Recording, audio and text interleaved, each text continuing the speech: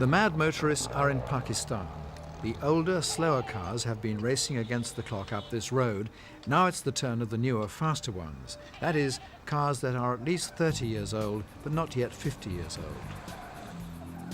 Everyone's trying to do again what 4 cars astonished the world by doing in 1907 when they made it all the way from Peking to Paris.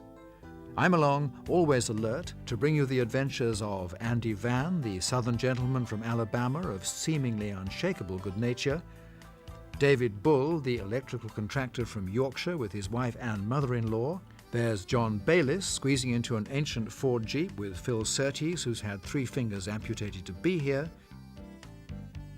fashion designer Jennifer Gillies and show jumper Francesca Sternberg, the Chelsea girls with their dodgy Volvo, Gordon. There's Philip Young, the rally director. Today, 2 drivers will die, and he'll be called everything from a great visionary to a cockroach. There's romance novelist Rosie Thomas getting to know the man she's sharing a car and a tent with, Himalayan guide Phil Bowen. And Lord Montague of Bewley. He's the doyen of car collectors, but his car's broken down, and he's having to hitch. The task right now is to sprint up this mountain road. The quicker you get to the top, the fewer time penalties you collect. And the leading Ford Cortina aims to be still leading the rally at the end of today. The trucks aren't supposed to be there, but what the hell? The manner of our arrival at the top intrigues Prince Idris Shah.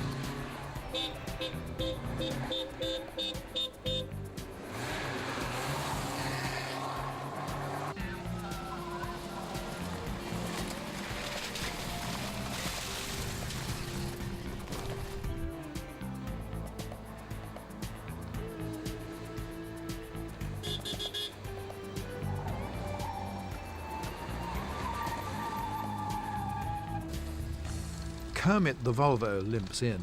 Its Dutch driver, Bart, had to chain its suspension together on one side a few days ago. Is it the same again? Yes, wishbone broken, same as the other side. So we're going to do a quick welding job.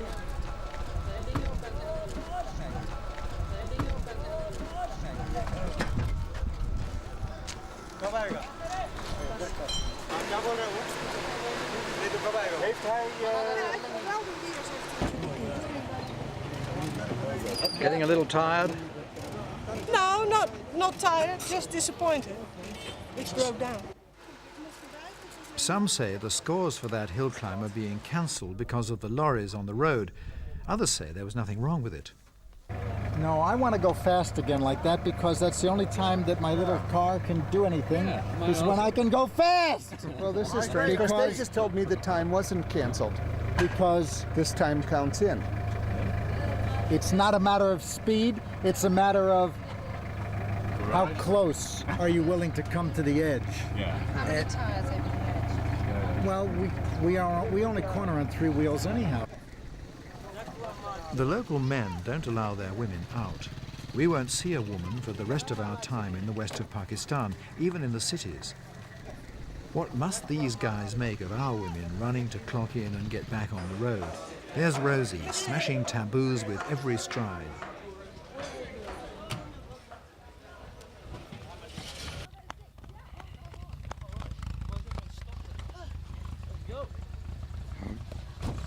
How's it going?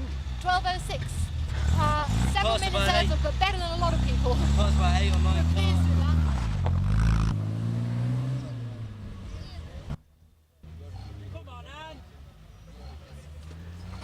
Among the younger cars, the ones known as classics, everyone's hot to check in here and hit the road fast. People with the older cars, the pre-1950 ones, known as vintagents, are not so competitive. Francesco Cirimino, with his vintagent Fiat, prophetically sees trouble ahead. I think that today many cars will crash something, because they, especially with the classic car, vintage, and we are always persons that go slowly. In order we have no problem of classific the first, the second. For us it is not important. For all vintage cars, important is arrive in Paris and nothing more.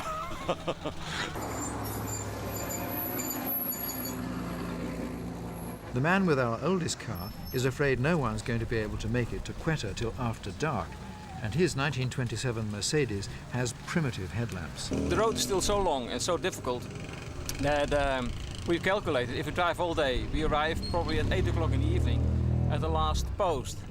I don't want to drive at night, it's too dangerous. Anyway, we're off on the dusty road to Quetta, and in no time at all, Prince Idris Shah's Bonnie and Clyde Ford is passing a minor catastrophe. One of the Land Rovers has engine trouble, but there are men here to keep off the bandits. Or could they be the bandits? Nope, they're some kind of police.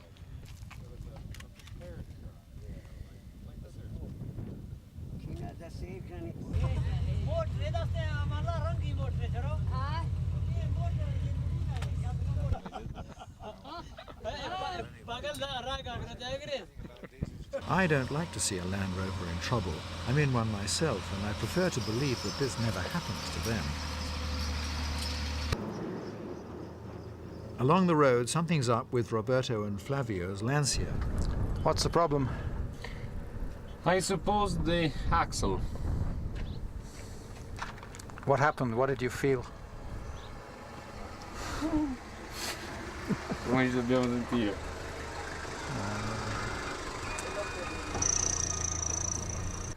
have the little problems, huh? But this is very serious. What will you do? We have to waiting, waiting the mechanics. And after we hope have the repairs, the spares in the box. We hope. Not too many garages round here. This is wild country. Ask Lord Montague. So this is sort of a countryside you expect from the northwest frontier of India. You expect to suddenly see tribesmen coming down, you know, swirling rifles and dervishes and things. Very, I think, typical and symbolic of this part of the country. Jennifer and Francesca are nervous about the checkpoints we keep seeing. Always there's a man with one hand on a gun and the other on a chain lying across the road that he can pull up to stop your car while he shoots you. Sometimes the chain is up. Yesterday in the dark, when we were doing the last 5 hours in the dark, the chains are often up and they have armed guards everywhere. We heard a story that when one of the American camera crew were coming up to have a look at the road the other day, they had to camp up there because a guard at one of these border points, not border points, but I don't know, checkpoints, stopped him, pointed the gun at him and said, "You're staying here." Now, all through the night he heard gunfire because apparently Afghanistan's come over and have small feuds. And that's just a natural everyday or every night occurrence.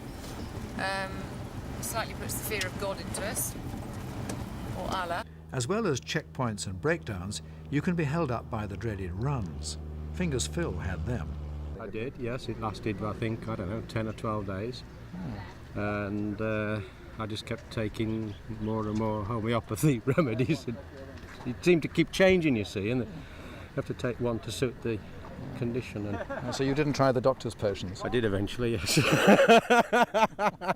I think, actually, it was clear then. It was just about, finished. And I think John was getting a bit fed up of me slamming the brakes on and leaping into the undergrowth. so I went down with Jennifer to have her finger stitched. First stitch of her life. That's incredible, isn't it? Sort of 30-something and never had a stitch. She was terrified, I guess. Well, she looked pretty terrified.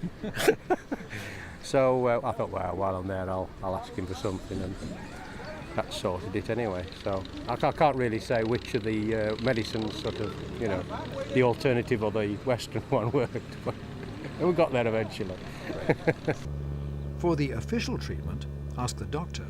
Well, it's best to take it in a stepwise fashion. The thing to remember is that out here, diarrhea and vomiting is usually due to a bacteria, so that it will respond to antibiotics. Back home, it's due to a virus, so there's nothing effective to treat it with. So what we start off with is no food for 24 hours, just take clear fluids.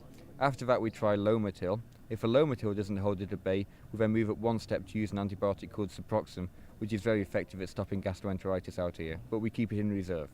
But people want to keep going in their cars. Aren't they inclined to reach for the antibiotics immediately? Well, yes, they are if they have the antibiotics. Sometimes they do. The antibiotics is the definitive treatment. It's the Lomotil, which tends to keep the bowels quiet so that the diarrhea isn't sloshing around in the bottom of the vehicle.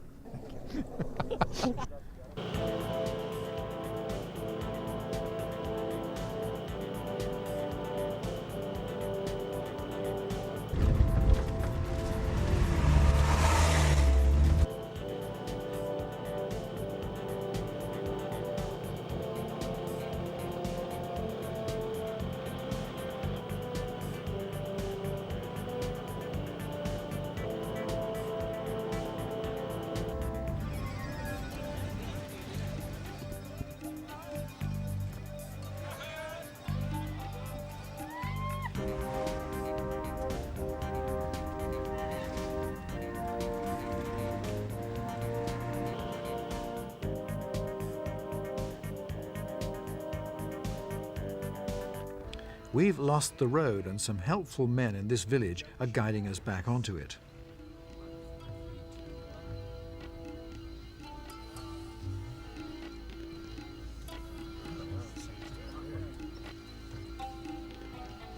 Thank you.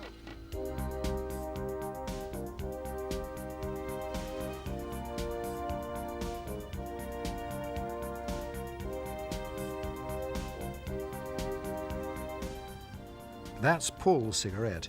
He's driving us and that's fine with me. We've covered over 300 miles today and I'm sleepy. Must stay alert though. Foreigners aren't supposed to be out after dark here. Afghan guerrillas come over the border at night to ambush travelers.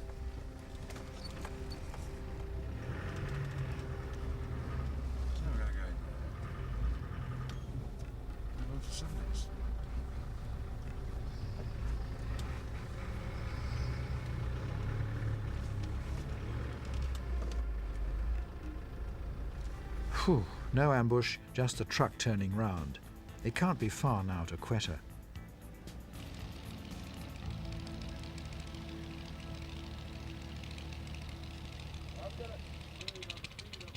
Filling up before we get to the city limits and a bed for the night, there's some news that they can't tell us, even if they want to, because we have no language in common. The news is that up ahead, there's been a crash. One of our cars, this Volkswagen, has gone into the front of a stationary bus. We know this is the car of one of the 5 father and son teams on the rally. They're from Germany, Joseph and René Veit. Other drivers who were at the scene of the crash have done what they could and gone ahead now to the hotel. One who saw this happen was Andy Van. The car backfired several times and then turned sideways and slid right into the bus. You know, it was just a terrible explosion, like when it hit the bus, it hit so hard, you know, it just boom, you know, it was instantaneous, you know, it was pretty tough scene. But, you know, John and I stopped and, you know, and I rushed over there and did what I could do, which, you know, we finally got him out, you know, got him with the help of a lot of Pakistanis. We tore the car. The crash has shaken David Bull. And unfortunately, it seemed that the lad's dead and his father's in hospital. The car was absolutely crushed. Sad thing, when we got to the hospital, the hospital was such a poor hospital. They didn't have any equipment. And it finished up, we had to do night driving. It might have been evening and it was only 7:30 when it happened, but nevertheless, it was night driving. And over here, there's no laws for driving. There don't seem to be any hard and fast rules. You can have lights at the front, none at the back, lights at the back, none at the front, no lights at all. Now they're dipped, squint-eyed, frog-eyed, any way you like. And the lights go where they want, or they're not on at all. It's no good. You know, it's made me a little uneasy for the first time ever. And I don't think they came on this rally expecting to lose his life. Something's going to have to be done, tonight or tomorrow. It's no good it happening again. Because if things go on like this, they will do. Somebody else will get hurt. There's no doubt about it. I've just been downstairs and it seems that the father was taken to hospital and he's died as well now. So we'll just have to see what happens. It's a bloody shame. I can't see out long really. The rally will just go on. Nobody will get told to drive slowly. I can't see it anyway. Maybe people will just take a bit of notice and drive a bit more safely. Because it's got to come from our side. You can't expect all the Pakistanis to drive safe. It's their country and they'll do what they want. It's a subdued night for everyone. Then we're on the road again. It's day 24, we've left Quetta behind and we're on the long road out of Pakistan. And the mood among the drivers, as you can imagine, after yesterday's accident, is pretty sober.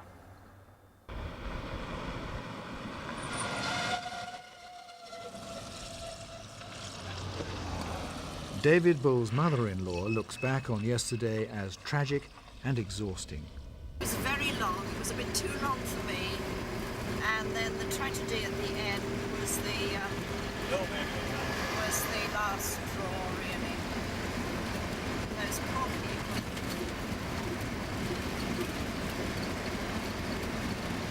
That's it. Rosie feels almost like quitting. 2 people were killed. And then it just stops being fun and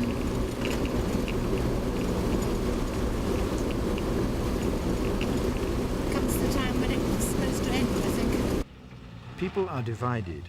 Some, like Fingers Phil, say it's all in the game. It's unfortunate. Yes, but as somebody said, it's motorsport. It's motorsport, yeah. Oops, he can't move over because of the rocks. No. Okay. In motorsport, it entails risks. Francesca is inclined to blame Philip Young for setting a very long and fast day's drive yesterday and for being callous after the 2 deaths. Philip Young has the sensitivity of a cockroach and was standing pontificating in the lobby last night to anybody who could get to listen to him on the subject of autopsies, which I think shows so little respect for the 2 men who've been killed and for anybody within the rally, in fact most of us who like them very much. Don't want to hear the gory details, but just, would like them to have some respect shown. And the other members of the rally staff have been absolutely fantastic and are as shocked as anybody. But Philip Young really is a law unto himself, that man. And but for 2 pins, I wanted to slap him there and then.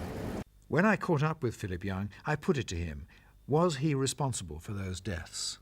We have a clear conscience that we're trying to run a safe rally that isn't setting ridiculous speeds. It's not wacky races. We're not trying to take people who 90% have not done any kind of competition before, pit them against difficult conditions, difficult roads, drive them halfway around the world against the clock, because that's not the nature of the game. Reliability, stamina, endurance, map reading, all of these things are key ingredients. If you haven't got a reliable car, you're never going to arrive on time. Later on, when feelings about the tragedy cooled, the rally veteran John Bryson's verdict was that the crash happened because the dead driver was going too fast and that Philip Young could in no way be blamed. Philip Young is a visionary. To drive from Beijing to Paris is a dream of every person. I'd retired, but I came out of retirement for this because it was a challenge. And is he, as some protest, setting dangerous speeds in order to whittle down the field? If 80% of the rally make it all the way, people are going to say, well, it obviously wasn't tough enough. That's a tricky question. It's been the hardest thing ever organised for old cars. It's the longest rally in the world in terms of days that's ever been organised since 1907. It's created a number of firsts. It's the first to go north-south across China. We've driven 17,000 feet, the highest road in the world. Nobody from the West has driven in their own car right across Tibet. So to get 82 cars this far is an achievement not just for us, but for these guys who are driving these cars, keeping it all going. And it would be a very hard organiser to turn around now and say, because we want it to see it good in the press, can you make sure that only 25 cars roll into Paris? Look, in 1907 they had 4 out of 5 finish, and it was like a moonshot. And if we could get anything like that kind of rate finish, we could still say it's been very, very hard and a very worthy achievement.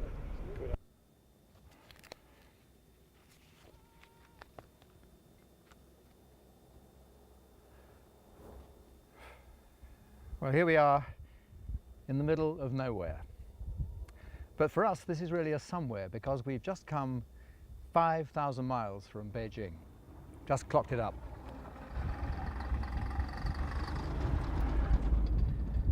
And that means that although we've travelled far more than the width coast to coast of the United States, we are halfway to Paris, halfway on our destination. By tonight, we hope to reach the border with Iran, leave Pakistan behind. That means we've got to make an important change. All of us carry these. The idea is that if you're stopping by the roadside for a bit of a picnic or a blow-up or something, you put this up so that the other competitors don't think that you need help and they don't stop. And on the bottom of this is a little good luck symbol, also meaning okay, I guess, like so. Now, we have discovered that in Iran, this is absolutely not acceptable. And so,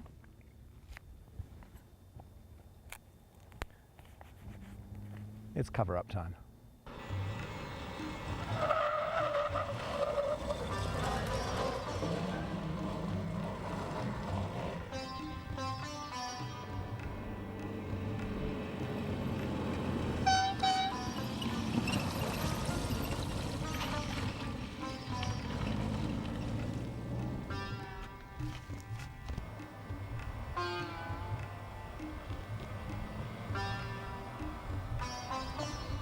The tribesmen round here were once just about held down by the British Raj, and Lord Montagu is passing a reminder of that struggle.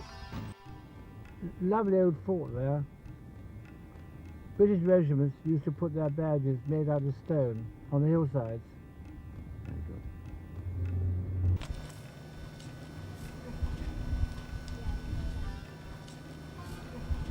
Ahead there's one last town in Pakistan, an oasis really in this desert. It's called Dalbandin.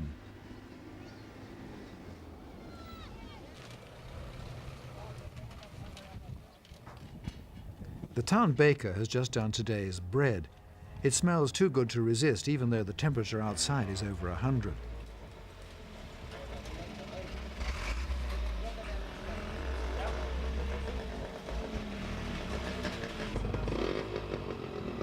I notice they're actually sitting on top of the oven.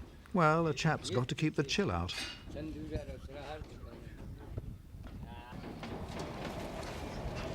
The climate is arid, the going is good, and the roads run straight forever.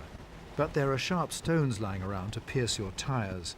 The 1930 Delage of Brian and Duncan Ashby, a father and son team, stops with that telltale drag and wobble.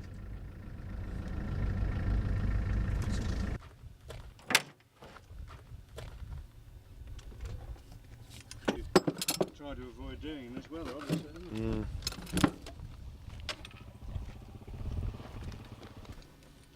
Wonder if it might have been tampered with.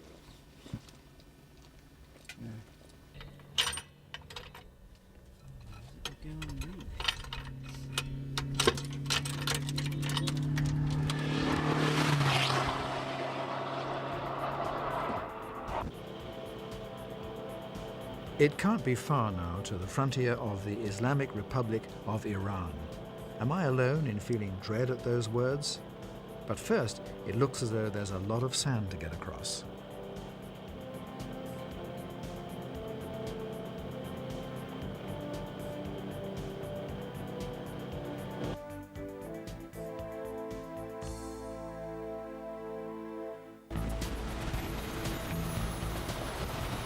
Pressing on and running in 6th place now, the Citroën sounds like a Gauloise smoker making love, as a 2CV should.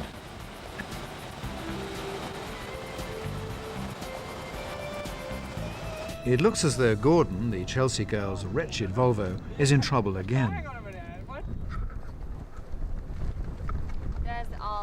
Jennifer, what have you done now?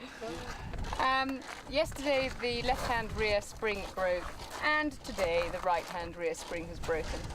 We were hoping to be able to limp to Zahedan with one replacement and the old one, but it's had it, so we're going to have to do it now.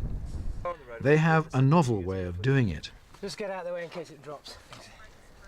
They're using the weight of the Bentley to compress the new spring. Just slowly, Ed. Oh, break the spring. Oh, look at that. Oh God, that's... Look at that from master control. If you tie the compressed spring, it might then be short enough to fit into the place it has to go into in the Volvo suspension. Brilliant. But then some know-all comes along and says there's no need to compress it. Tony, you shouldn't. Yeah, you can actually get it in without even clamping it. Well, we're not that clever.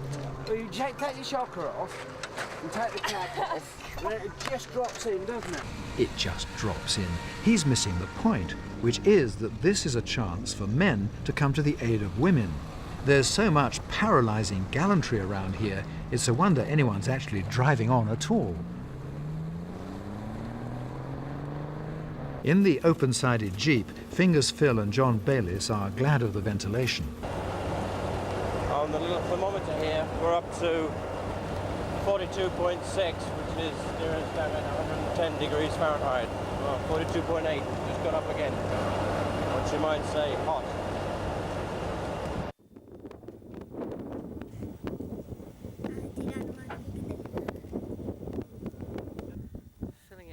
David Bull and the family are busy on the forecourt of a retail petrol outlet. Further up the road, Lord Montague is finding conditions interesting. Bare and dry here. I'm parched. And little sandstorms, like drifting mist, but full of grit. They keep on trying to cover the road. It could vanish. About 6 o'clock. Yesterday tea time, and we just came into this village. Oh, you didn't skid like that, did you? Just a little bit. Apart from this tractor that moved into the way. A tractor with big rear wheels appeared out of nowhere,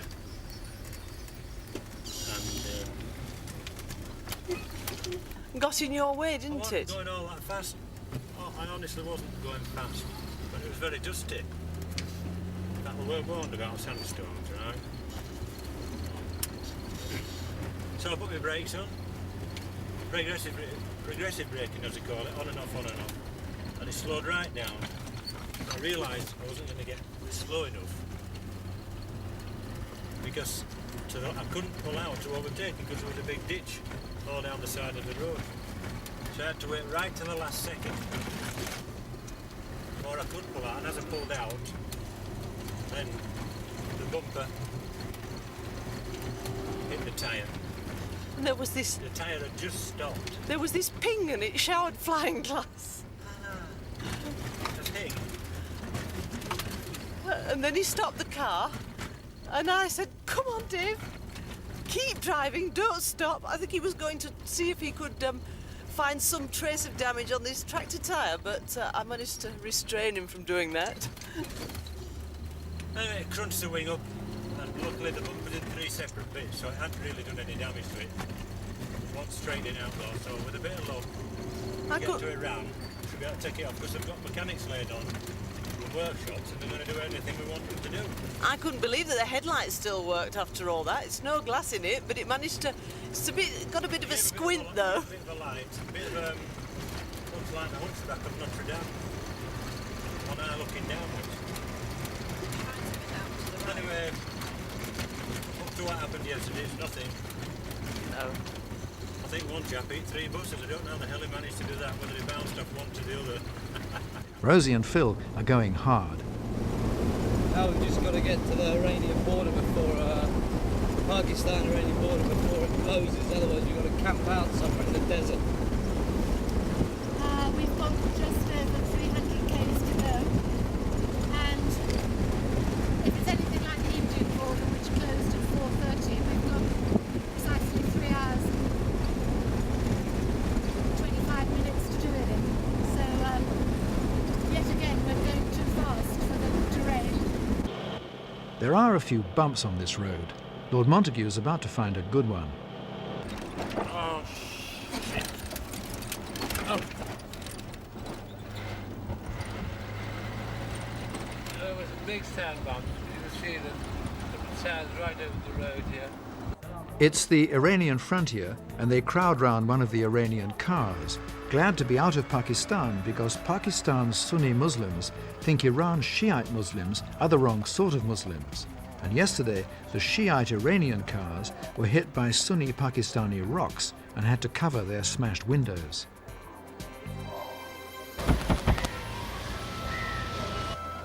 Here they are home and they're heroes.